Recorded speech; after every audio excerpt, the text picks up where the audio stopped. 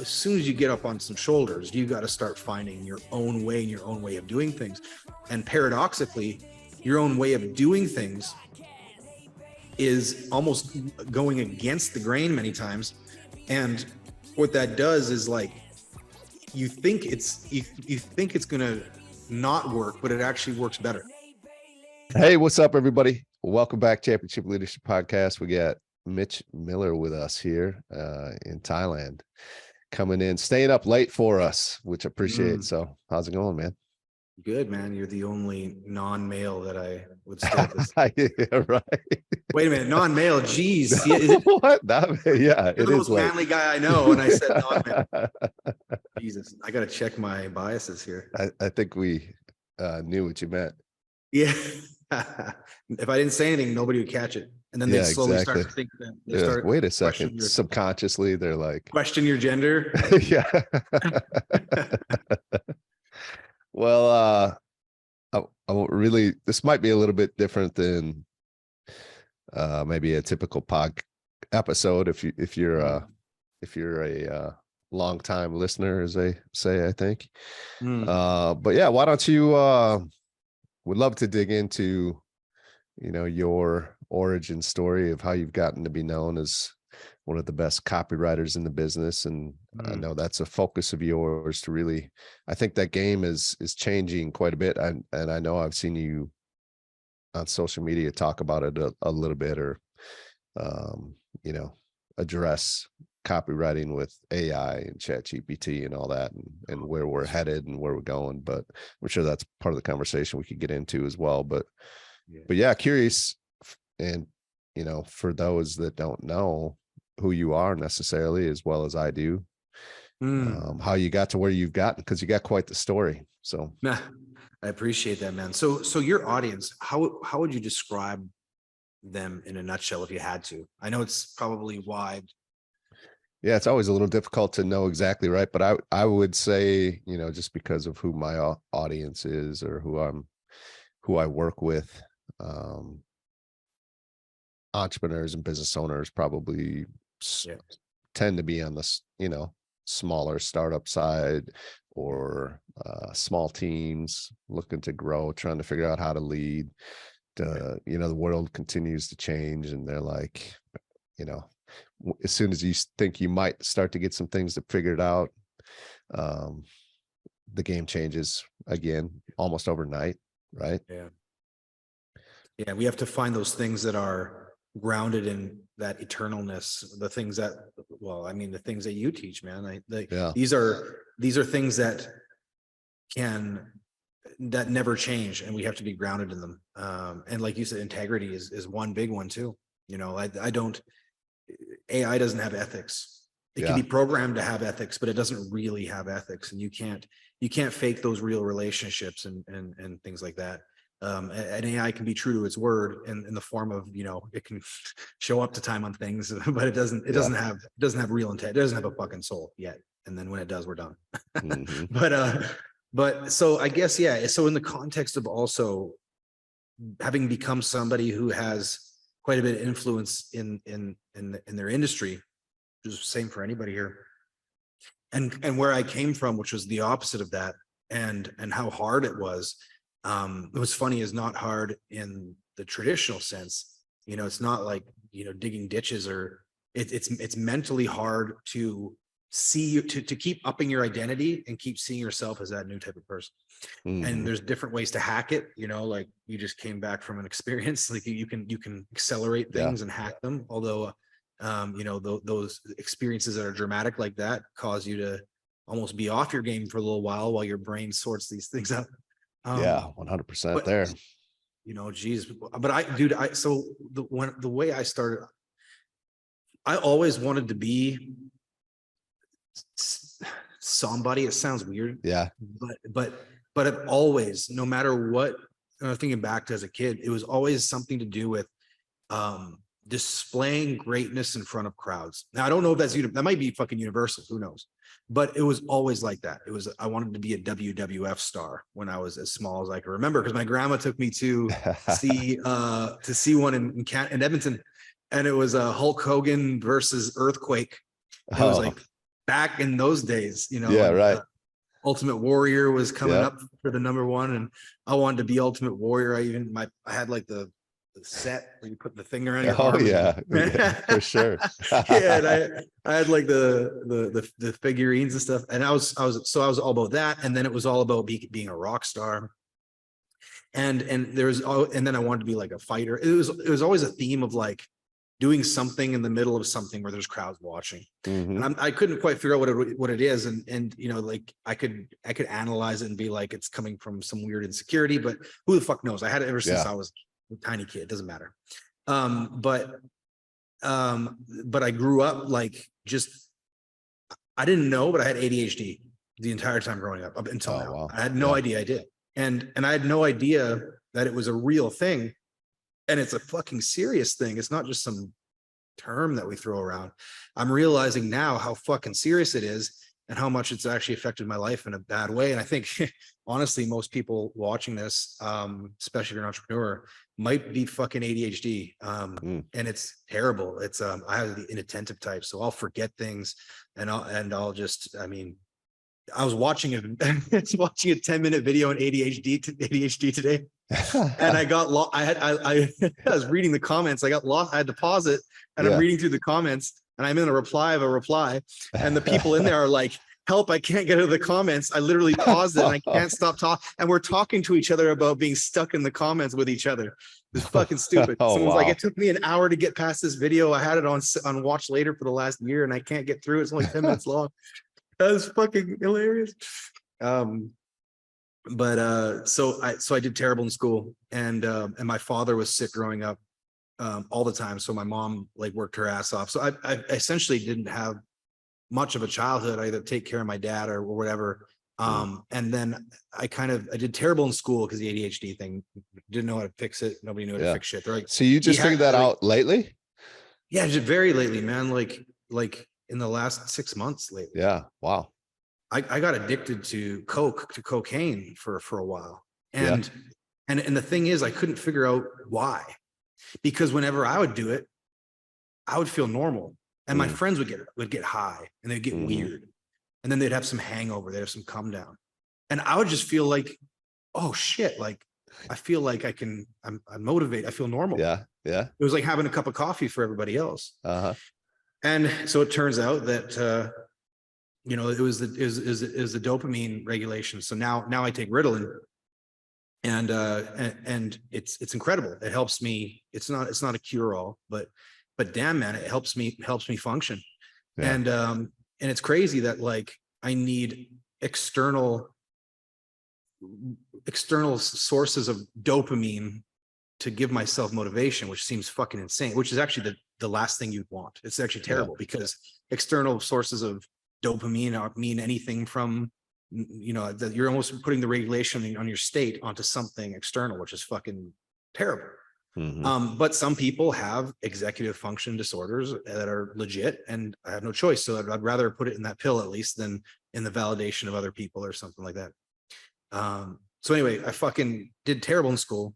They're all like, he can do it, but he won't. they're always so frustrated. Like, he's not an idiot. He can do it. He just fucking won't focus. But dude, I would always be good at reading and writing. So like always #1 speller in class, fail every other class. And I wrote 2 books in the 2nd grade, front to back, illustration, the covers. Like I was always a writer, and I was stuck in my head. So I mean, fast forward all the way to I was in a semi-famous rock band, and then our singer lost his mind. The whole thing fucking crumbled down. And then I was all rebellious and stupid and doing a shitload of drugs, sex, rock and roll. And then I had a heart attack when I was 21. And I basically died, man. It was terrible. And so after that, it kind of scared me straight-ish for a while. And then I got this bright idea to get rich or become successful. And I didn't know how or what. I knew I just wanted to be somebody. And I found like Robert Kiyosaki and then Tony Robbins. And then, And then it went Wayne Dyer, and then it went deeper and deeper down the rabbit hole into like guys like Alan Watts, Robert Anton Wilson, Richard Bandler, and just way down the fucking pipeline. And then I found the internet marketers because Tony Robbins interviewed Jay Abraham. Jay Abraham introduced me to marketing, and that was the thing I fucking hooked onto. And then I was always trying to figure out like, okay, marketing is like the skill for the business. That's like the fun one for me. It's creative. And it's like the thing that makes the biggest difference to getting a customer. Why like, do people get I think copywriting's, sorry, this just came to me. I'll lose it if I don't ask it. But why does like marketing just feels like this thing that's just like out there that you can't even like almost no one can touch except for someone like you, or, you know, copywriters are the same way. Maybe they kind of go hand in hand, but I'm sure they're also very different too. Right. But like what is it that just some people get it and some don't? I mean, is it just, that's what it is. It's that way for a lot of things, I suppose. Yeah, but exactly. Dude, think of people like people who are naturally killer at math, like those fuckers who can see it and then they write the formulas on the board. Like those, they're almost half autistic. It's like that. I couldn't in a million fucking years. I could never. But the marketing stuff comes to me naturally. Yeah. It just is that way. There's just some brains. There's so much shit that you can do without even thinking about it that I would just can't. I just can't think like that. Yeah.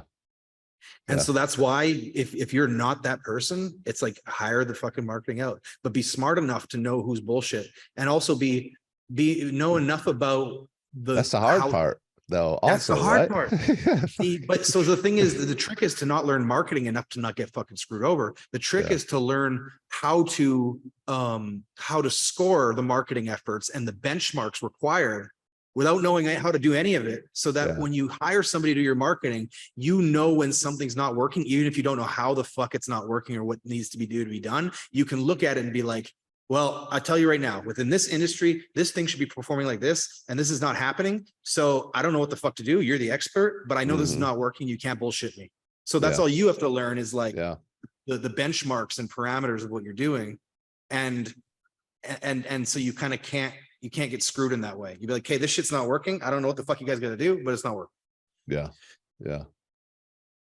And then I asked myself, okay, the marketing is something that I'm obsessed about. I said, what is the one, like this inception, like what's the one thing about the marketing that is the most powerful, highest leverage skill within that? And that's where I came up with the copywriting, because that's salesmanship in print. That's one to many. I mean, and to me, it was magical. You know, the idea of copywriting was so fucking magical to me because I was already good with words, but when Jay Abraham talked about, it was the money-making thing that got to me initially. And then I realized like the magic of it, because what he did, dude, Jay Abraham said he had this client, and I'll paraphrase a bit, but the numbers basically hold. So he had this client, and the client was running little tiny classified ads in the newspaper. And the classified ads they were selling gold and silver investment certificates, basically. And essentially the classified ad said something like 2/3 invest, or 2/3 profit or ROI on silver and gold. And essentially the ad was making just enough money to continue running in the newspaper and kind of pay the staff, but it wasn't really doing more than breaking even. And they hired Jay. He came in there. He changed just the headline. This is already a small classified ad. There's no more fucking 20 words in the whole thing. Right. And he went and just changed the headline, and he made it very basically. The headline he ended up changing said, if gold is trading at X, so just give us only X or Y, and we'll give you all the gold you want. And it was the understanding of that investment. It says, say 2/3. And that you get the 1/3 off. He was saying gold's trading at fucking, 500, give us 300 and we'll give you all the gold you want. It's so understandable. Yeah. That little change where he changed maybe fucking 6 words or something. Right. He got paid a commission check of $50,000 a month for the next 18 months just for that thing only. Wow. Yeah. So it's like, I was like, whoa, wait a minute. Like there's these squiggles, and he moved a few squiggles around in maybe 20 minutes, maybe an hour of work. of thinking about it. Who Yeah. knows what it was? But he Right. moved some squiggles around and got 50 grand a month For 18 months. for 18 months. Yeah. And I thought, holy fuck, this is some voodoo wizardry. Right. What the fuck is this? Yeah. And that's when I was hooked. I was like, Yeah. hey, you can just move a few words around and changes everything. And the answer is yes. So I got obsessed with copywriting. And it's been 2006, I got obsessed. So 16, almost 17 years now. Yeah. Wow. Yeah. And so, but along the way, man, like the thing is, a lot of people are trying to be known as a guru or an expert in their thing without actually having become an expert in their thing and have some fucking mastery. But you got to do that first, or at least along the way. And people miss that part. And it sucked, dude. I had the keys to the fucking kingdom in 2008 because I had gone so deep into the copywriting and the marketing that I knew more than anybody else, I thought. Yeah. Yet I went homeless. Yeah. In 2008, I was fucking on the street. And Yeah. it's like, how? Why? I know everything. Doesn't matter. Like I play guitar since I was 16 years old. And it doesn't matter what you know. It's what you don't know it unless you can do it. And so I play left-handed guitar. If I take a right-handed guitar right now, I know how to do it. I know exactly what to do. Yeah. I wouldn't be able to do it. It would just be like crippled. And so there's a big difference between fucking knowing and knowing. And so anyways, it's been fucking hard to like, because I always tell people, okay, if you're really good at what you do, you're an entrepreneur, you're a business owner, you're a leader, you have a certain set of skills. It's really hard to market those set of skills when you're an expert. Most people are not even at the point where they're an expert enough that would even matter. Or if they did start marketing themselves, they would just fall on their face and look stupid because they would be punching up. They'd be marketing essentially like, it'd be like some, ugly dork and be like, look at the hottest man on earth. And they'd be like, hey, are you gaslighting me? Like, he's not that hot, but you're saying he is. We all know so many experts online where like, I'm the greatest thing ever, or he's the greatest thing ever. And you're like, yeah, like, is it something wrong with me for thinking this is not true? Right. But am I the only one here? Yeah, but the bigger tragedy, I mean, that's funny to watch, but the big tragedy is fucking people who are legit experts and authorities and are having trouble cutting through the fucking noise and the clutter to really have people see that they are unique enough to be heard, to seen and heard. And that's the hard part about marketing these days. It's not about marketing a business. There's almost no such thing as marketing a business today. It's about marketing a specific person. It's like, because they're the face of that business, because we don't connect with like just brand names much anymore. I mean, we always connect with fucking people within them. So it's hard because there's so many weird aspects to it that it gets confusing. Because there's like, you start looking at what other people are doing and you're like, do I just copy them? But then I feel like I'm not being myself. And you get lost in all these things that you should do. Oh, I should do more video. Should do more like this. I should have it more professional. I should have more cuts. I should be on TikTok too. I should. And then you're just basically, you feel like a piece of shit even if you're fucking busting your ass because you feel like you're doing nothing and you can't catch up to it all. When the truth is, maybe you shouldn't fucking do any of it and you'd have a better result. Yeah. That's such a mind fuck though, right? Yeah. Because it's like, well, but everybody else is doing this.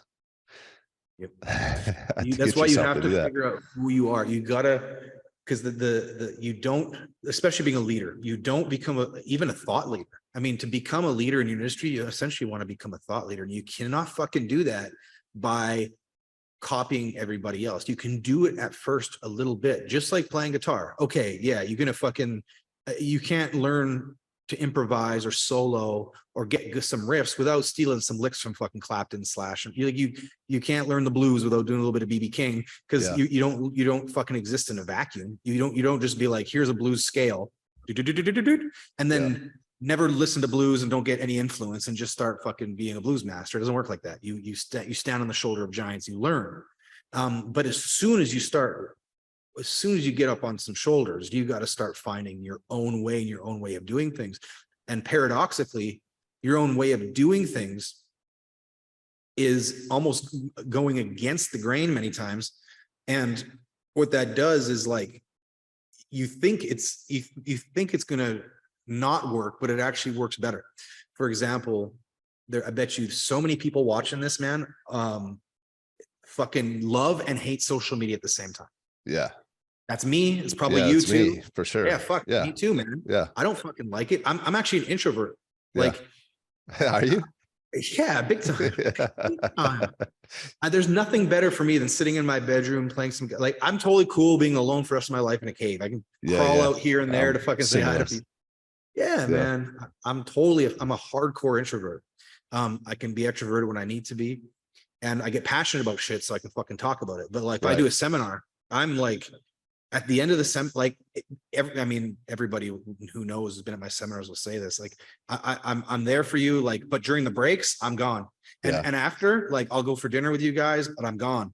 And I'll be in my room reading or doing weird shit or banging someone, whatever, but I'll be not with the crew. Yeah. And I just, it's very tough for me because it steals my energy when I'm around a lot of people. It gives them energy. Or the alcohol, maybe, I don't know, but I fucking, it steals my energy, man. I need to like go recharge or something. So I'm a hardcore introvert, and so I'm not all about social media. I don't like dancing like a fucking monkey. And when I was going hard on Facebook years ago, it would work. We do $50,000-$70,000 a month just from organic posting and dancing around. And it's like, okay, I can't really complain because, I could be digging ditches again. I could be, there's a lot of people who have hard lives, and I'm just fucking talking shit on social media. It's crying a fucking river. But at the same time, you sell your soul if you don't want to do that shit. So my point is that you, me, fucking everybody probably listening to this is essentially needs to be that thought leader and kind of needs to put themselves out there. But again, you don't want to lose yourself, and you don't want to do it in a way that feels fucking wrong to you. And I think the beginning, how you start that is understanding your role. So like you can look at fucking Facebook as networks. Those are TV networks.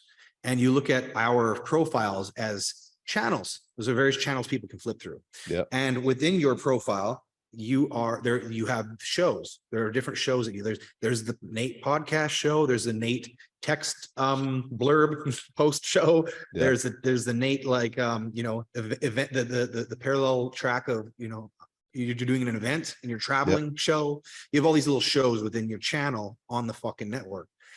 And the thing is that since we are these, essentially we've been fucking bamboozled, and the media has kind of sucked us into the TV, and now we've become the fucking media to each other, which is insane.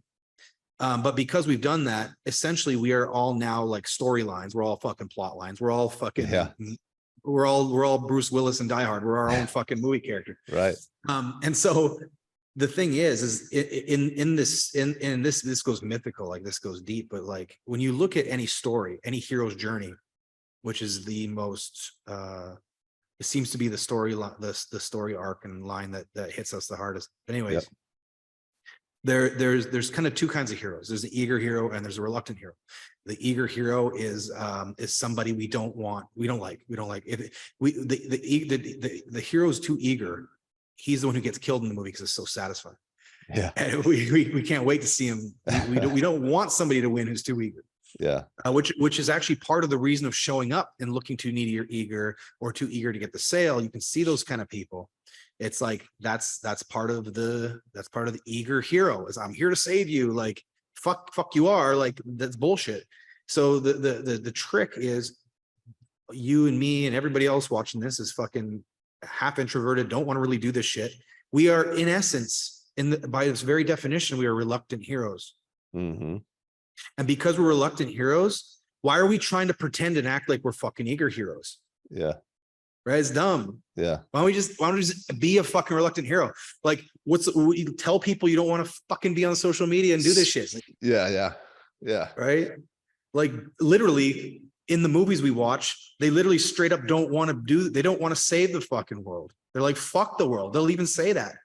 But because their wife was kidnapped, or, you know, or whatever the personal reason they feel they have to do it, they're doing it. But they say, fuck everybody. And that's, you know, even, you know, good old Dan Kennedy, one of the greatest marketing mentors I've ever had. He said that, like, his mission is full autonomy for himself. He says, with his demands and how he expects to be treated, you would think people think he's a giant asshole if they didn't understand. And he didn't always promote the fact that his business life revolves around his personal life, and that he would rather be racing horses any time of the day than talking to any one of his followers. Yeah. And he says that, he's like, you guys come fucking second. He's like, and he's like, and I want that for you too. Right. So it makes sense. Yeah. But anyway, we got to be reluctant heroes, because that's what we fucking are. So own it, be it, like, just be a reluctant hero. And that's how you get people to actually want you to be their hero. Like, nobody wants to follow somebody who desperately wants them to follow them. You know, so want to be that the reluctant hero, do you have to, you probably have to state that. You in a way, it almost feels like an eager, reluctant hero. Yeah, it's through your behavior, but you don't say you're a reluctant hero, because then it's like, oh, you read the book and now this is a gimmick for you. Like, no. What's this? But no, it's more like, it's more like understanding that you can't just be so here's a big marketing secret. You can't just be marketing your altruistic mission. You know, I'm here to fucking help 10,000 to help entrepreneurs do this. It's like, and like, why? Well, just because they need the help. It's like, it's important to do. No. Why else? You creep. Like, what's your personal reason? You know, it's like you got to have the personal reason there. And if you look at any movie worth watching, the reluctant hero, he only saves the world as a byproduct of doing something severely selfish for himself. Well, like Liam Neeson in Taken, he takes down the whole, you know, like one of the largest, like a large human trafficking syndicate in Romania, like the mob, right? He only to took save that his daughter. To save his daughter from it. If his daughter wasn't in it, would he fucking bother? No. Well, exactly. He wouldn't even bother. Why? And would we give a shit about the movie? Right. If it wasn't his daughter? No. Right. So why would anyone give a shit about our movie if we're just here to help the entrepreneurs? Or you know what I mean? Right. Where's the personal reason? You know, where is it? You know, it's like, we got to find it. It's there. We got to dig it out, and that'll help us ourselves too. But it eradicates neediness too, because it's like, I'm not doing this for you. I'm doing this for me, and as a byproduct, it's going to help you. It's a completely different vibe and a completely. That's interesting. Yeah, you know, I've never really. Recently, this has come to mind for me. Like, why is it that I want to help, like, create more leaders, and you know, and I started maybe telling your story to a few different people, and like, my dad left me, never been a part of my life, and I've always discredited it. Actually, never really thought it's a big deal until recently, probably because I have kids. They can't understand, like, what, you don't know your dad? Because I'm in their life, right? Not natural. And then you know, a few people will say, like, oh yeah, like, well, you know, you want to be that father figure for others, that because you didn't have that, right? So as you're talking that out, maybe that's a part of my reluctant journey. You know, that's really cool, because that actually was, we were talking off camera about the mission story. Steal from the rich, give to the poor. I mean, that's something that begins to fit nicely into that thing. But obviously we never state that out right and be like, it's like nothing's a gimmick. It's just, these are stories that people come to know about you, and they make those inferences themselves. Yeah, right. That's the secret of marketing, is never state anything straight up. Yeah. Because then it's cheesy. Then it's like breaking the fourth wall. It's fucking terrible, especially about yourself. You never see those people that like tell those stories all the time. It's almost like, I don't even believe half of it, but it feels like millions buy into it somehow. They do, man. And manipulation.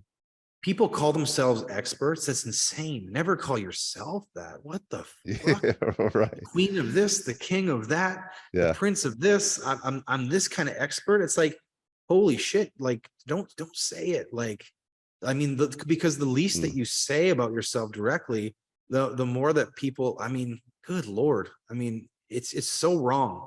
And people, they spend so much time trying to come up with titles for themselves.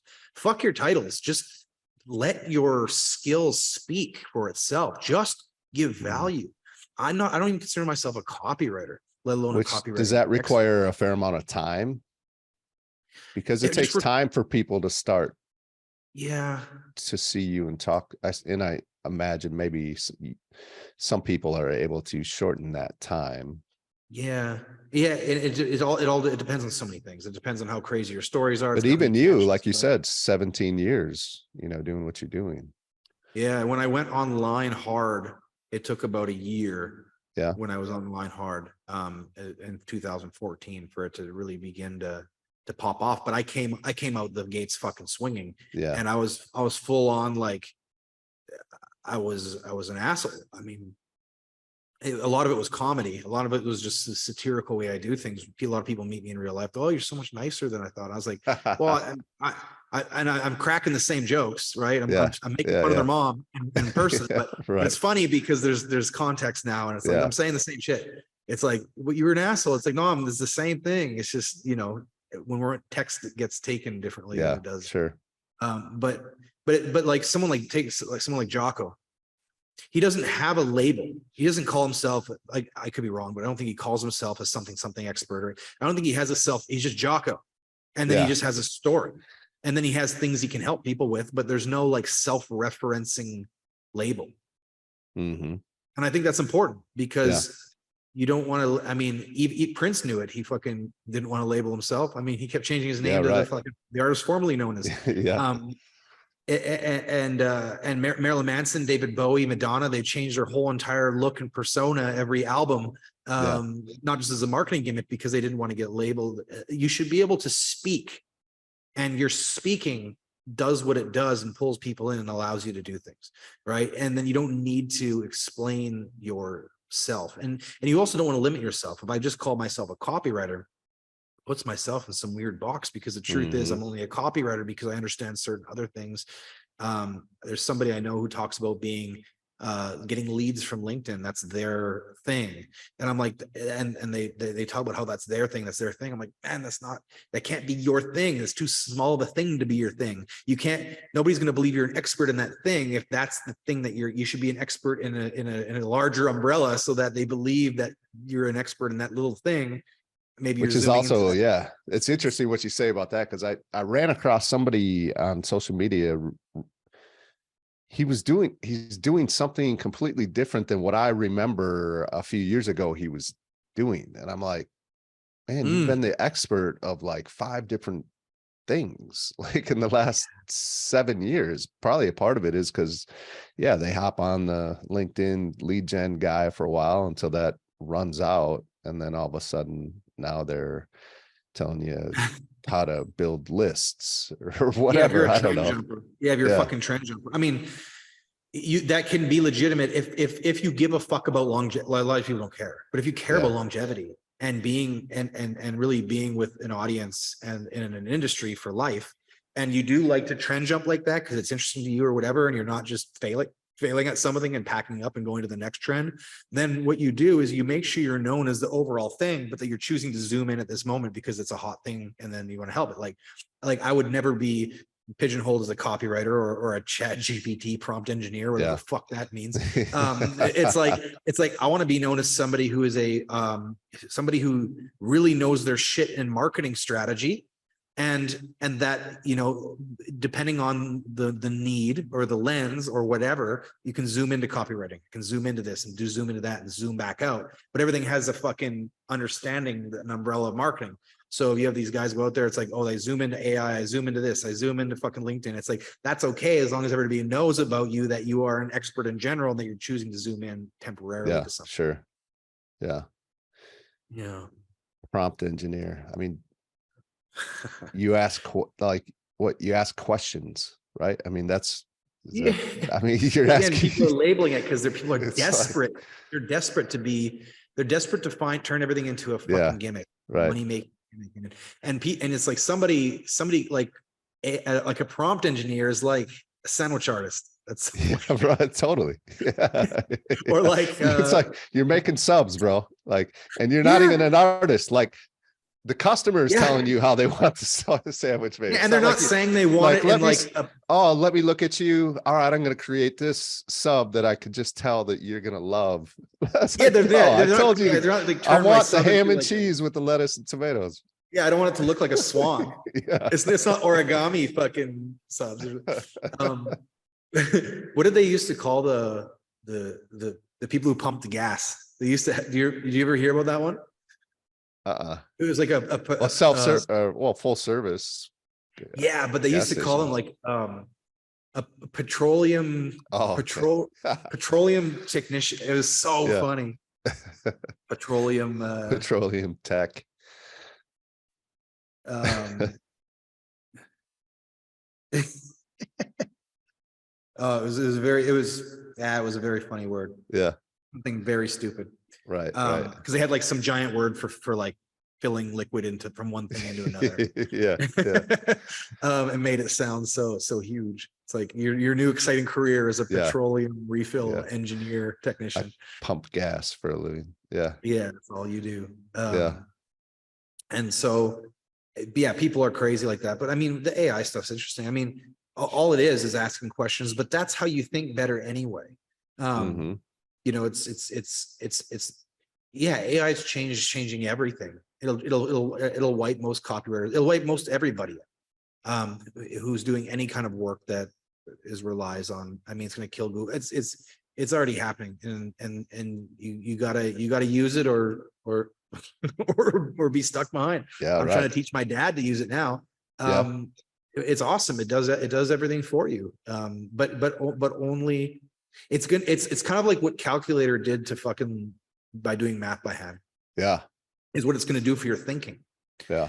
What I'm excited about, and I don't even know if this is possible or when it is, but imagine you have your own AI or whatever, like you get your own, and it remembers everything that you said to it and will never not. It's like forever. Isn't that kind of what Elon's trying to develop? I don't know, man. I'm so behind on everything. He's developing Neuralink, which is supposed to essentially be something that links to your brain. Like, right. He feels like that is the only way that we don't get lost to the AIs to join it, essentially. Like, so Neuralink is supposed to be some form of a device that essentially taps into your brain so that you, like you just said, basically become AI. It's the Borg. Yeah. Star Trek shit. Yeah. And we're basically there anyway. I mean, we got our phone in our hand the whole time. Does it matter if it's inside of us? It's basically might as well. Yeah. But anyways, like I was thinking about is like, imagine like everything that I know about like the way that I think about marketing, the way, like how I would answer a question. So if I could develop a second brain, I feed this AI everything that I know. And the way that actually what you do is I feed it all the consulting calls I ever had, thousands of calls, all the content that I've ever done. And I feed it all of that. And I tell it to create a model of me. So now it can answer questions, like people can ask it questions and it'll fucking answer as me. That's creepy. Yeah, it is. Yeah. And I can ask myself these questions. Yeah. It's getting very weird, man. Very weird. So where's that? Where does all of what we've just talked about have you today, and what you're up to today, and kind of what it is, your mission? Well, mission story. Yeah, dude, I've kind of decided that the copywriting industry is fucked. They're completely screwed. They have no idea. Most of them are completely ignorant, and they think that they keep saying things like, oh well, it's fine now. It's like, well, fuck, of course it's fine now. Yeah, I mean, god damn it. Blockbuster said that dude. Netflix tried to get Blockbuster to buy them. Like, Yeah. it's so stupid.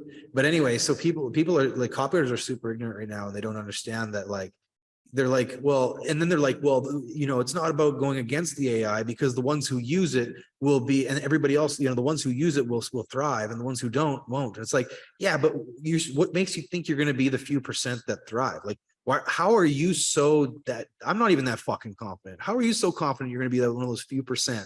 It's like, yeah, only the strong will survive. Is that you, bro? Take a look at your life right now. Right. Take a look at, like, is that realistically you? Like, seriously? And so it's I want to have a fucking wake up call for everybody. It's like, we all got to get our fucking ass in gear and realize that, like, if you give a fuck about copywriting, if you're not just trend jumping, if you dabble in copywriting for your own marketing and it's kind of interesting sometimes and you got to use it, that's cool. That's not the conversation that I'm having. The conversation I'm having is, in the US alone, there's 131,000, we believe, at least a minimum, employed copywriters in the US, just alone in the US. And don't think for a second that a good 80% of them won't be fucking wiped out. Yeah. People get so annoyed when I say this. They get so angry. Like, it's like, as if it's crazy. It's like, they'll get wiped out. It'll fucking happen. It's like how many of us go to our private travel agent now to book a cruise to Mexico, right? Like, come on, it's fucking, it's happening. And so this only the smart will survive. And it's not the skilled copywriters that will survive. It has nothing to do with the AI. We're not going against AI. You fucking got it. You use technology. If you go against technology, you're an idiot. That's neither here nor there. The problem isn't the skill. The problem is what it has always been. It's never been the skill. You get your skill to a point where it's okay enough, then that's fine. Not everybody's a fucking Gary Halbert. Not everybody is, the wizard with words. That's not how the world works.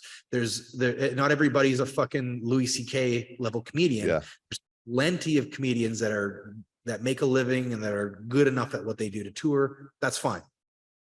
My point is that once you get your talent to that level that's good enough, it's not about talent. It's not about skill. It's about, how do you cut through the noise? How do you market yourself? Because one of the biggest problems with this whole AI thing that everybody listening is going to have is that, and Brett Weinstein talking about this with Patrick Bet David, whatever the fuck his name is. Yeah. Talking about the biggest problem with AI in the short term is not being able to know or trust what an authority, like, what is an authority source anymore? Who's an expert? Because people can create this fucking content in 2 seconds and look like an expert, and you won't be able to know who's a human anymore. And so people aren't going to be able to trust jack shit. And so it's not about your fucking skill as a copywriter and keeping up with AI. It's about your ability to position yourself and brand yourself as somebody who can cut through that clutter and cut through that noise, all the positioning and stuff like that I teach, all that meta positioning. And that's very, very hard to do. And people don't understand that. That's what you got to focus on. That's what you got to figure out. And more than that, you're going to have to create a fucking movement and a cult. It's not just good enough to be somebody anymore, because what's happening is nobody will be able to trust anybody anymore. You can't find out who's an expert. There's no trust. So what are we going to do? We're only going to rely on referrals and our communities. And I talk about this in the Miller method. I talk about the different epochs or generations of branding, and I won't get into them, but the last one is where I see us going into, and it's coming true. We're going into it. We're descending. We're going back into tribes, and we're going to have small little cult tribes, because we can't fucking trust we can't trust the general world. You can't even trust any videos anymore. Like, you see all these videos of like a car falling or whatever, and you could tell it's Photoshop, but you can barely tell anymore. You can't, everything's deep faked. We're not gonna be able to trust shit. So we're gonna have to fucking regress into our shells, our little turtle shells of our little communities, and where we know these people are real and we can trust and bounce ideas off of and get referrals from them. These little tiny communities are gonna be everything. And if you don't have that community, that safe place where people can actually fucking breathe and discern reality, the people are going to be screwed out there. And so that's what I'm doing with copywriters, and everybody needs to do for their people is create that home and create that community, because going forward, that is going to be the only way to discern reality, and the community might as well be you as a leader leading it. Right. Yeah, that's that's probably a good place for us to kind of start wrapping this up. I think that's, Yeah. I hadn't really thought too much about that, but Yeah. with all of what you just talked about, there's going to be so much untrust to where there's going to be that you got to find that small group of individuals that just has a high level of trust in a world with no trust, right? Yeah. If you're going to be a leader, it's got to be you. You got to Yeah. be the center of it. And what that does, this is what's great about it, is takes all the responsibility off your shoulders to be perfect, to be the guru. You're just the one. Here's how you phrase it. I am not the greatest fucking X in the world. What I am is I give a shit enough to put this community together and hold it together. And they run the show. They have the content. They do what they need to do. And you're just the one who gave a shit enough to make it happen and glue it. You don't have to be Jesus Christ. Yeah, you got to become the Wolverines in Red Dawn, right? Like you got to this group of kids that, that just decided, hey, somebody's got to lead this thing, and I guess it's us because everybody else is in prison camp. Because our little town just got attacked, I guess. Seriously? What's that? Oh, no, yeah, Red Dawn. I thought you were actually saying, like, what happened in the news? The movie. You got me going down the story. Deep Egg.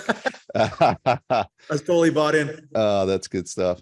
But yeah, so yeah, man, this is fun. Where's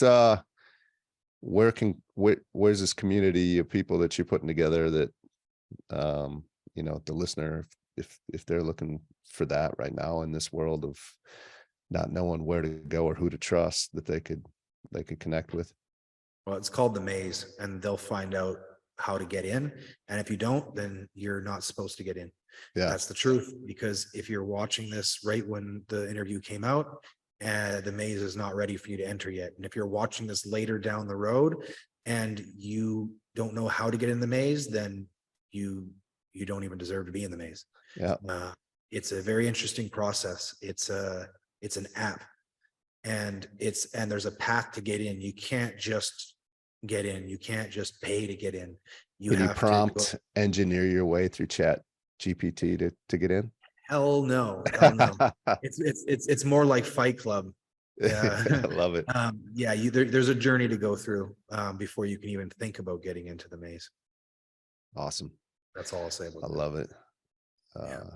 And in pure Mitch Miller fashion, that's how we're going to get left. So thanks, man. Appreciate you being here. This is awesome. And for the listener, don't go anywhere. If you enjoyed this conversation, stay right here, and we'll have more incredible guests just like Mitch here coming up.